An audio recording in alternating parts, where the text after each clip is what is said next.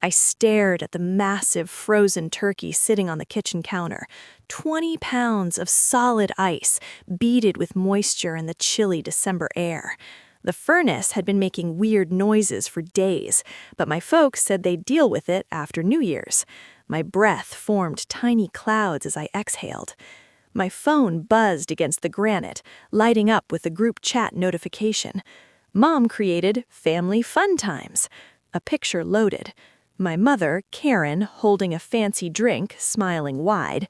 Next to her, my dad, Mike, looking relaxed in a casual vacation shirt, and in the background, my younger sisters, Chloe and Madison, already wearing sunglasses inside what was clearly an airplane's first-class section. The caption read, "Finally some quiet." Then another message popped up. "Quick and easy, boarding now, back in 10 days. Alarm is on, don't wait up." I looked back at the turkey. I was 13 years old. I had no clue how to cook a turkey. I had no clue how to fix a furnace, and apparently I wasn't worth a seat on that plane. I didn't cry. I didn't text back asking why. I just stood there in the cold, realizing that family was just a word they used when it was useful, and right now I wasn't. Drop a comment and let me know where you're listening from and what time it is for you. I'd really love to know who's part of our community. The quiet in the house was suffocating, like a thick blanket pressing down on me. I couldn't cook the turkey, so I dug through the freezer and found an old frozen burrito. The wrapper was crusty with frost, but it was food. I stuck it in the microwave and hit start. The hum of the machine was the only sound in the whole house. Then, with a sharp pop, the hum stopped. The little light on the display went dark. The fridge motor shuddered and died. The power was out. I stood in the sudden pitch-black kitchen. The cold, which had been creeping in from the edges, now seemed to rush forward and take over. My breath was invisible now, lost in the darkness. I didn't scream. I didn't panic. I just started planning. I had a coat. I had blankets. I could make it through the night if I stayed in one room. That's when the light swept across the kitchen window. 2 bright beams of white light cut through the dark, lighting up the dust particles floating in the freezing air. A car was pulling into the driveway. For a second, some stupid, hopeful part of me thought they had come back, that they'd realized they couldn't leave a 13-year-old alone for 10 days. I ran to the window. It wasn't my parents' sedan. It was a huge black SUV, sitting there like a giant beast. A man stepped out. He was tall, wearing a heavy wool coat that looked like it cost more than my mom's car. He didn't hurry. He walked to the front door with a steady, confident pace like he owned the place. The doorbell didn't ring, no power, but his heavy knock echoed through the entryway. I opened the door. I knew who he was, though I'd only heard about him in quiet conversations at family gatherings or seen him in the background of old photos. Uncle Richard, the one they didn't talk about. The wealthy businessman my dad called heartless and my mom called trouble. He didn't say hello, he didn't offer a hug or any kind words. He looked at me, taking in my shivering body, the dark house, my breath fogging in the air. Then he looked past me into the dark hallway. "He set the security alarm," he said, his voice rough, "but they forgot to pay the electric bill." He stepped inside without waiting for an invitation. He pulled off a leather glove and checked his watch. "Uncle Richard," I whispered. He looked down at me. His eyes were cool, gray, and completely without pity. They were calculating. He was sizing up a situation. "Pack a bag, Emily," he said. "Just the basics. You're not staying in a freezer." "Where are we going?" "Away." I ran upstairs. I didn't pack toys or stuffed animals. I didn't pack the family photo on my nightstand. I packed clothes, my school books, and my laptop. It took me 4 minutes. When I came back down, he was standing in the kitchen looking at the 20-pound turkey still sitting on the counter, useless and frozen. "Leave it," he said. "Let it go bad. Fitting for them." I walked out the front door and climbed into the passenger seat of the SUV. It smelled like expensive leather and warm air. It was cozy. As we pulled away, I watched my childhood home disappear in the side mirror, swallowed by the night. I didn't know it then, but I had just crossed a line. I was leaving the world of the unwanted and entering the world of the builders. Living with Uncle Richard wasn't about feeling better. It was about being rebuilt.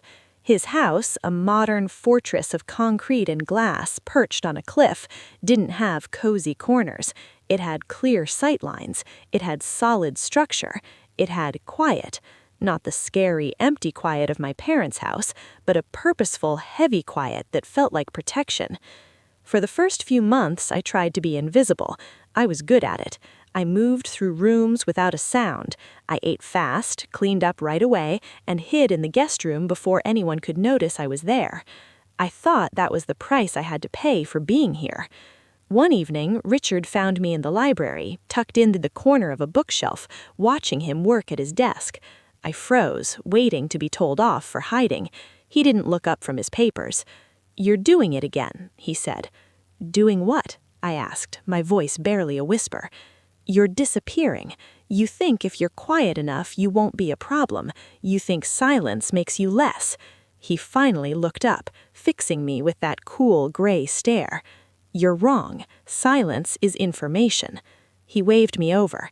He pointed to a blueprint on his desk, a big apartment building design. "Tell me what you see." I looked at the lines. "I see a lobby, elevators, apartments." "Look closer. What do you really see?" I paused. Then I let my natural instinct take over, the instinct I'd developed from 13 years of watching a family that never watched me back. "The layout is wrong," I said. "The front desk faces the window, so the person sitting there will be blinded by the afternoon sun. The elevators are too far from the entrance, so people will gather in the middle and block the way. It's not efficient." Richard smiled. It was a sharp, almost scary thing. "Exactly. You see the problems because you spend your life in the background, watching how people operate. Your family ignored you, Emily. They treated you like part of the furniture. But while they were busy posing for pictures, you were studying the room. You noticed the cracks while they were admiring the paint." That was the moment everything changed. He didn't feel sorry for me, the forgotten kid. He gave me a purpose. The gift of the background, he called it. The ability to see the truth because no one thinks you're important enough to hide it from you. "You don't talk much, Emily," he told me. "You watch. That is not weak. That is powerful." From that day on, my real education began. He didn't buy me games or trendy clothes. He bought me books on engineering, business law, and strategy. He taught me that design wasn't just about buildings. It was about shaping behavior. If you control the space, you control the people in it. My teenage years weren't about school dances or hanging out at the mall. They were about visiting construction sites and sitting in meetings where I took notes on who was lying and who was desperate. I stopped checking my phone for texts from my mom. I stopped looking at the photos of their trips to tropical places or fancy ski resorts. Those shiny pictures were just surfaces, and I was learning to see past the surface to the rotten frame underneath. I wasn't the abandoned daughter anymore. I was a work in progress, and the foundation was being built with concrete, steel, and total focus. By the time I was 16, I knew more about leverage than most adults learn in a lifetime. But there was one lesson left. I needed a workspace. My desk was a wobbly old table I'd found in the basement, and it shook every time I drew a line. I found Richard in his office going over financial reports. "I need a new desk," I said, "and a better lamp. The light in my room isn't good enough."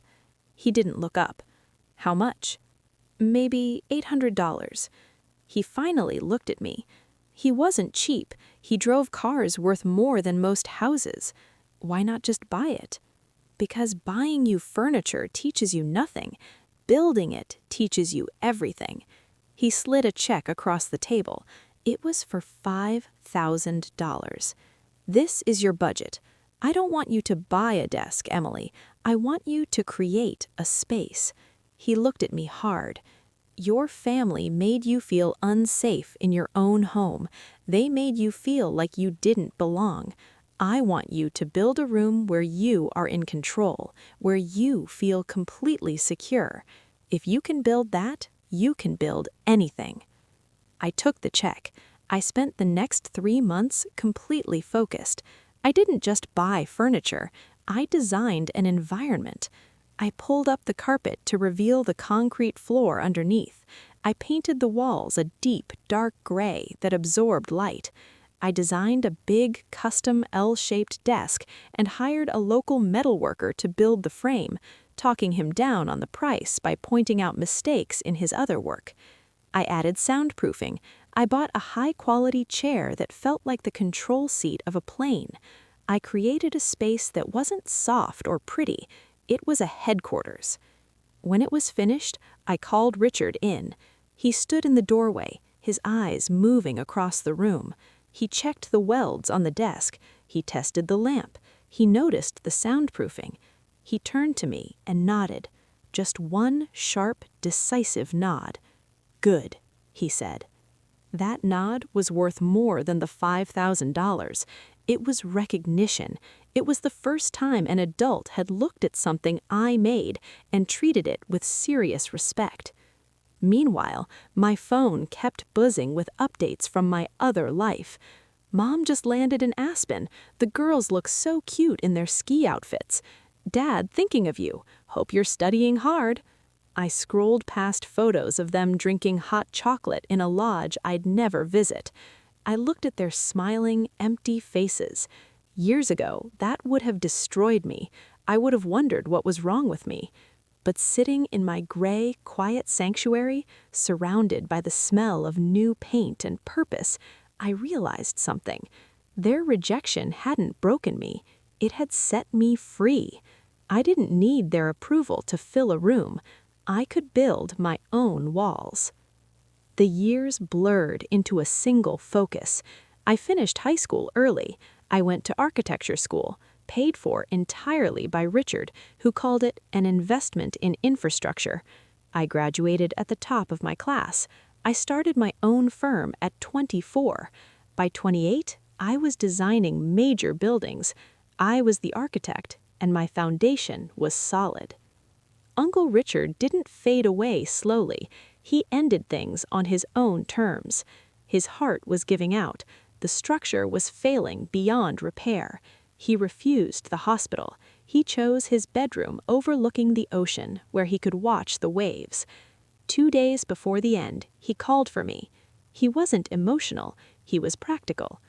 "Sit," he rasped, his voice like rough sandpaper. He pointed to a thick, sealed envelope on the nightstand. "That's the execution order. Don't open it until the reading." "I won't." "They will come back, Emily. The moment I'm gone, they'll smell the money. They think I'm just a bank account.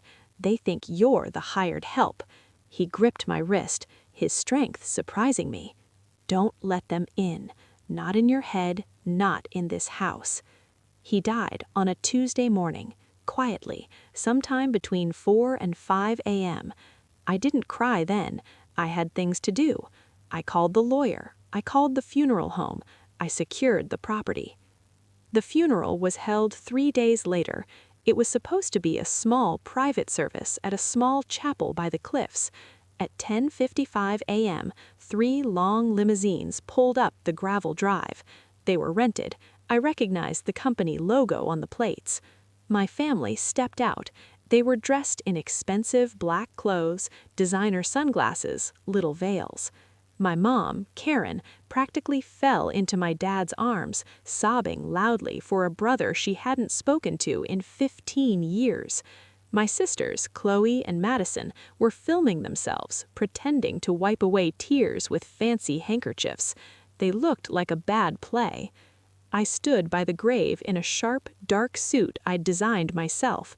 They walked right past me. They didn't see the CEO of a successful architecture firm. They saw the 13-year-old girl in the cold kitchen. They saw a nobody. "Poor Richard," I heard Karen whisper to Mike, loud enough for people to hear. "Thank goodness he never had kids. The money should cover our debts and the house renovations." They weren't mourning. They were counting. After the service, they cornered me near the cars. They didn't hug me, they didn't ask how I was. "Emily," my dad said, his voice full of that familiar, condescending tone, "you look exhausted." He thought I was just the caretaker. "We'll take over now, sweetie." My mom patted me on the arm with a gloved hand. "You've done your part. We're going to head to the house to check out the furniture, see what's worth keeping before the sale." She held out her hand. "Do you have the keys, or do we need to find a locksmith?" I looked at them, and suddenly the pattern of their cruelty made perfect sense. For them to be the perfect family, they needed a failure. They needed me to be the broken, abandoned niece who cleaned up after everyone. If they acknowledged that I was the one in charge, that I was the architect, their whole self-image would crumble. They needed me to be small so they could feel big. They weren't just vultures, they were parasites. "The lawyer has the keys," I lied, my voice flat and cold. "The reading is tomorrow at his office. Until then, the house is off limits." "Off limits?" Chloe scoffed. "It's our house." "Tomorrow," I said, and turned my back on them. I walked to my car, got in, and watched them in the rearview mirror, arguing with the security guards I'd hired to keep the gate locked. The conference room at the law firm was designed to make people feel small. Dark wood, floor-to-ceiling windows, freezing air conditioning. My family sat on one side of the table. I sat on the other. Mike was checking his watch, tapping his finger impatiently. Karen was whispering to Chloe and Madison, who were looking at real estate listings on their phones. They were already spending the money. They looked at me once with a mix of pity and irritation, like I was a stain they couldn't remove. The lawyer, Mr. Harrison, entered. He didn't have a briefcase. He had one thin file folder. He sat at the head of the table and adjusted his glasses. "Richard liked things simple," he said, his voice flat, "so I'll be brief." "Just give us the numbers," Mike said, leaning back. We know he had plenty. Harrison ignored him. He opened the folder. "To my brother, Mike, I leave you the debt you created in 1998. The loan for your failed business is hereby canceled. You are now free of it. You're welcome." Mike blinked. "What? That debt was settled years ago. Where's the money?" Harrison continued. "To my sister-in-law, Karen, I leave you the quiet you gave your daughter. May it bring you the same peace it brought her." Karen's mouth dropped open. "I don't understand. Is this a joke?" "And finally," Harrison said, looking directly at me, "to my niece, Emily, the builder of her own future, I leave everything. The company, the properties, the investments, all remaining assets. Everything." The silence in the room lasted exactly 3 seconds. Then it exploded. "That's illegal." Mike slammed his hand on the table. "He was out of his mind. She manipulated him. She was just his caretaker. We're challenging this." Chloe screamed, dropping her phone. "That's our money. We're his real family." I didn't move. I didn't speak. I watched them fall apart with the detached interest of someone observing an experiment. Harrison raised a hand. He said, "There is one more document." The room went quiet, filled with desperate hope that this would fix everything. "Mr. and Mrs. Davis," Harrison said to my parents, "you claim Emily influenced Richard. However, this document suggests a different arrangement." He slid a yellowed piece of paper across the table toward Mike. I recognized Richard's sharp handwriting, and next to it the messy, careless signatures of my parents. "What is this?" Karen whispered. "A loan agreement," Harrison said, "dated December 24th, 15 years ago, the day you left for your vacation." My blood went cold. That date, the frozen turkey, the empty house. "You borrowed $500,000 from Richard," Harrison continued, his voice emotionless, "to cover debts and maintain your lifestyle. Richard agreed on one condition." He pointed to a clause at the bottom. "Collateral." Harrison read. In exchange for this sum, Mike and Karen Davis agree to waive all parental rights to Emily Davis. They agree to transfer physical custody to Richard Davis and cease all financial and emotional support. They agree that the child is the responsibility of the lender. The world stopped. They hadn't forgotten me. They hadn't just been careless. They had sold me. I looked at the paper. $500,000. That was my price. That was why they never called. That was why they never came back. It wasn't because I was unlovable. It was because they had cashed the check. I looked up at my parents. I expected to see shame. I expected to see regret. Instead, I saw annoyance. We were in a tough spot, Mike said, his voice defensive. He had all the money. It was the only way he'd help us. We did what we had to do to get by. We gave you a better life, didn't we? You lived in a nice house. We sacrificed for you, Karen cried, tears streaming down her face. Tears for herself. It cost you exactly $500,000, I said. My voice didn't shake. It was the voice of the architect. And you spent it all. This is unfair, Mike shouted at the lawyer. He can't hold that against us. We want our share. You got your share, I said. I stood up. The chairs scraped loudly against the floor. 15 years ago, you traded a daughter for a lifestyle. The deal is done. I looked at the document one last time. It wasn't a tragedy. It was a receipt. The room was silent except for the hum of the air conditioning. I stood there looking down at the people who had given me life and then sold it for a quick payout. I didn't feel anger anymore. I felt clarity, the kind you get when you finally see the fatal flaw in a building that was never going to stand. Emily, my mother whimpered, reaching a hand toward me. Please, we're your parents. I looked at her hand. It was trembling not with love, but with the desperate realization that the money was gone. No, I said, you're borrowers, and your credit is no good here. I turned and walked out of the conference room. I didn't look back. I walked through the lobby, past the receptionist who nodded respectfully, and out into the bright, harsh sunlight of the parking lot. I got in my car and drove.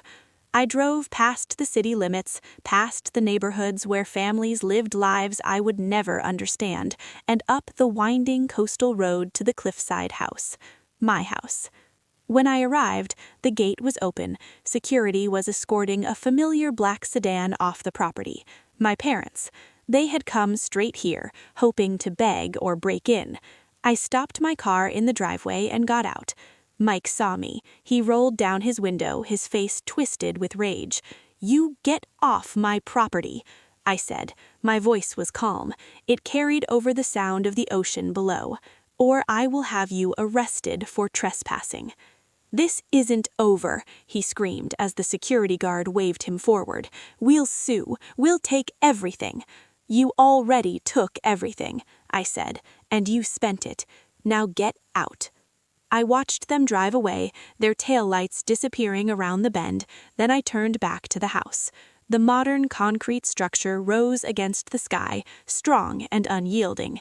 It wasn't warm or soft, but it was solid. I walked inside and closed the heavy front door. I turned the lock. Click. It was the most satisfying sound I had ever heard. I walked to the kitchen, opened my laptop, and went through my contacts. Karen Davis, delete. Mike Davis, delete. Chloe Davis, delete. Madison Davis, delete. One by one, I erased them. I blocked their numbers. I sent their emails to spam. I dismantled the connection with the same precision I used to draft blueprints. I closed the laptop. The house was quiet. The big wooden table in the dining room, where Richard had taught me to negotiate, to plan, to win, was empty. It was perfect. Have you ever had to build your own family from scratch? Share your story in the comments.